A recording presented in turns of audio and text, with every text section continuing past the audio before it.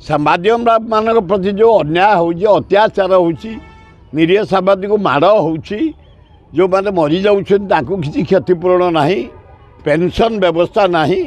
quarter ବ୍ୟବସ୍ଥା ନାହିଁ ସାମ୍ବାଦିକମାନେ ହୀନସ୍ଥାନରେ ରହିଛନ୍ତି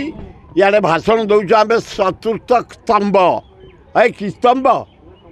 ହଁ ନା କୁମ୍ଭମ ବଡ଼ ଦୁଃଖଦାୟକ ଘଟଣା ସାମ୍ବାଦିକମାନେ ଆଗ ରେକଗ୍ନାଇସନ୍ ଦିଅ ଏ ସାମ୍ବାଦିକ ତାଙ୍କୁ ଗୋଟେ ଗୋଟେ କାର୍ଡ଼ ଦିଅ ସାମ୍ବାଦିକ ପେନସନ୍ ବ୍ୟବସ୍ଥା କର କିଛି ଆର୍ଥିକ ସାହାଯ୍ୟ ସେମାନେ ପାଇବେ ସମସ୍ତେ ଶିକ୍ଷିତ ଯୁବକ ଯୁବତୀ ତାଙ୍କ ପାଇଁ ବ୍ୟବସ୍ଥା କର ସହରମାନଙ୍କରେ ରହୁଛନ୍ତି କ୍ୱାର୍ଟର ଦିଅ ରାଜଧାନୀରେ ସେମାନଙ୍କୁ କ୍ୱାର୍ଟର ଦିଅ ମେଡ଼ିକାଲ ଫାସିଲିଟି ଦିଅ ତାହେଲେ ଭଲ ହେବ ନା ନା ମିଳିନି ଗଣମାଧ୍ୟମକୁ ମିଳିନି